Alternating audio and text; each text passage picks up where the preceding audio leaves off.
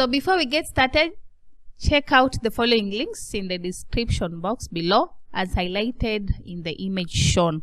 So you'll be able to get our past papers, our link to our official website, link to accreditations, our link to donation page, and contact details in the description. So once you'll be watching a certain video of any lesson or of any past paper, you'll be able to get all these links, and you can be able to get to download past papers, to reach to our official website. You'll be able to see links to our accreditations so that you can see which authorities have accredited us. You'll be able to reach to our donation page as well as our contact details. So to our last question of Rchrp 11 November 2023 past paper, we are winding up on our revision. This is number 6. So number 6A says, explain the various techniques that may be applied in counseling female employees. When you're counseling female employees, what are some of the techniques will you apply as a counselor?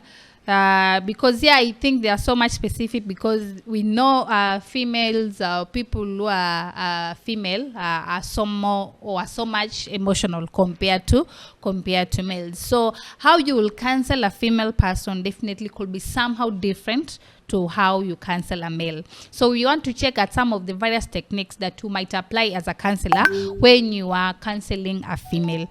So number 1, when counseling female employees, counselors can apply various techniques to address their unique needs and concerns. Here are some of the techniques that may be effective. 1, empathy and active listening. Be empathetic, irrespective of who, but I feel empathy is a quality or is a character that you need to address it to anyone who is your client. Put yourself in the shoe of your client. Then ask yourself, if I was this client, or if I were this client, how would I want a person to handle me? How you would want to be handled? Definitely handle that person the same way, to avoid disappointments, to avoid conflicts, to avoid so many issues. So when you're counseling females, always be empathetic and always give them an ear, because we know that women or female really love to be listened. So give an ear to whatever it is that they say, and also show some empathy to them. So that is number 1. Another technique is make use of gender sensitive approach. What do we mean? They say adopt a gender sensitive approach that considers the societal, cultural, gender specific factors that may really impact on the female employees' well-being, such as work-life balance. Remember, when you talk of women are people who are everything. You can be a worker, you are an employee, at the same time you are a mother, at the same time you are a wife, at the same time you have a lot of titles that are really looking up to you. So always use what we call a gender sensitive approach. No, this is a person who is always overwhelmed, because I'm at work at this point in time, but a lot is ringing, because once I reach home, I'm a mother, I'm a wife, I'm a house manager, and everything. So always use approaches that are very much sensitive in terms of the gender that you are dealing with. And then also strength-based counseling. Always use an approach that will always give strength to these people you are counseling, who are the females. Focus on identifying and highlighting their strengths so that you can even motivate them and give them the morale of continuing to press on whatever issue or whatever problem it is that this person is dealing with. You can also use work-life balance strategies, understand the schedule of this person, and then basically use strategies that will suit, or use strategies that will favor this specific person. For example, here they say provide guidance and strategies for managing work-life balance, including time management techniques, also stress reduction methods, boundary setting, as well as prioritization of self-care. So these are some of the strategies that you will use whenever you are counseling females, at least to help them also have a good work-life balance, because sometimes it can be so much overwhelming. It's no doubt it is so much overwhelming when you have a lot of titles looking at you. So always use work-life balance strategies, which in turn are going to help this person overcome whatever issues or whatever problems she has. And then also we can talk of assertive training.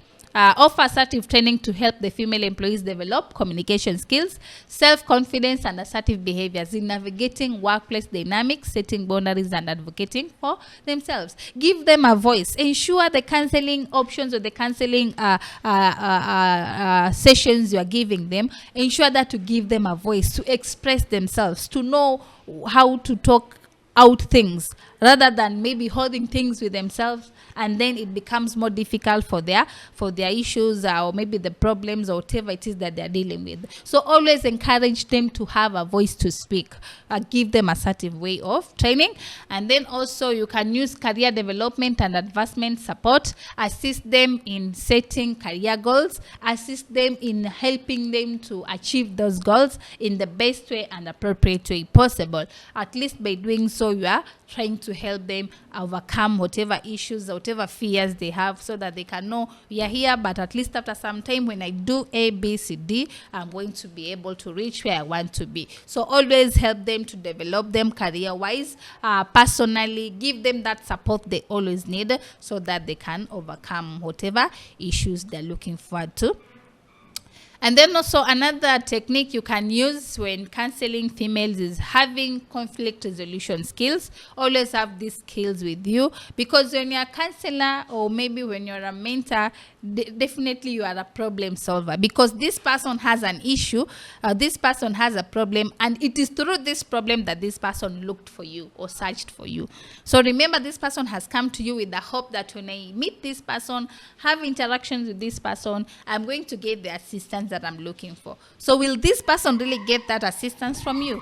Will this person really get the solution he or she is looking for? So at least always use such skills to help them basically overcome whatever fears, overcome whatever problems, overcome whatever issues they have, so that they can basically maneuver in their activities. And then mindfulness and stress management. Always have a way to help them manage stress. Always have a way to help them overcome frustration, because remember, we've said females hold a lot of titles. At work, you are a boss, you are an employee, but when you reach home, you're a mother, you're a wife, you're the house manager, and you're everything. So at the end of the day, you go to work, but maybe your mind or maybe your head is basically full of all that stuff, which can be so much stressful and which can make you perform less.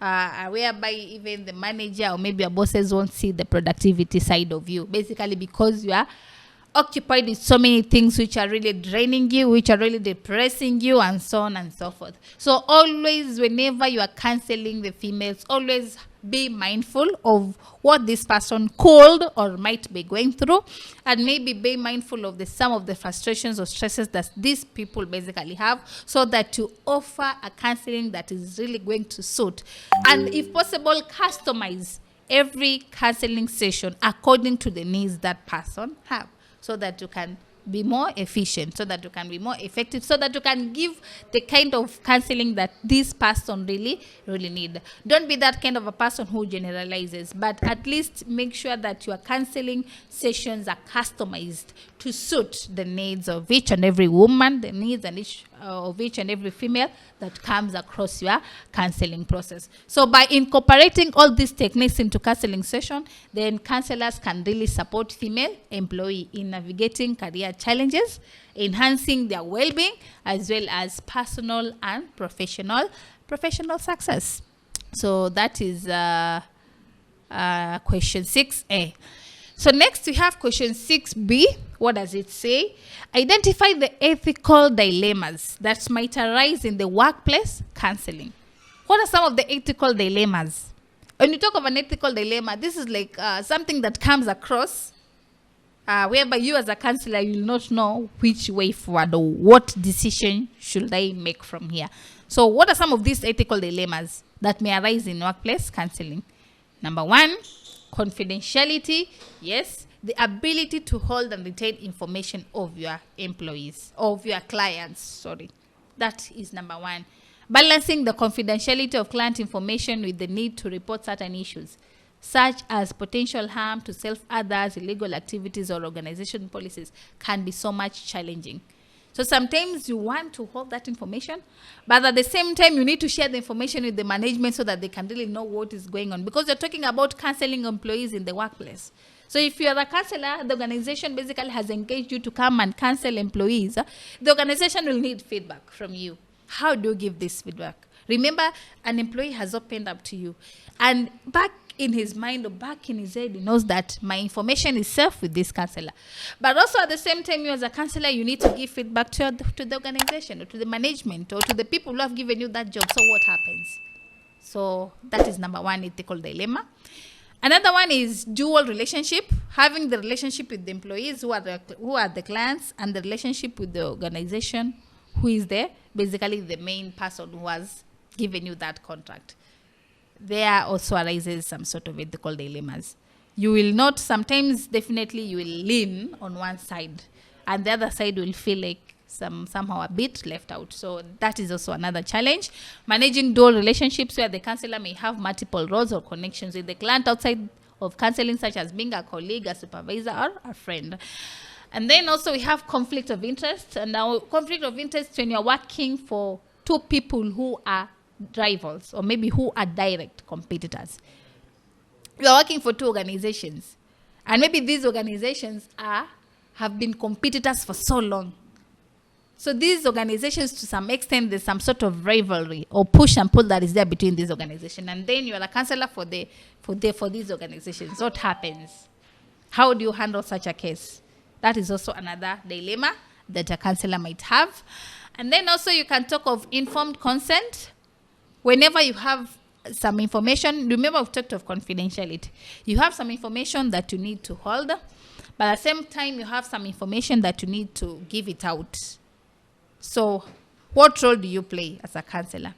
Ensuring that clients have a clear understanding of the counseling process goals, limitations, and even potential risks before beginning counseling, especially in workplace setting, where power, dynamics, and organization influence may affect the consent.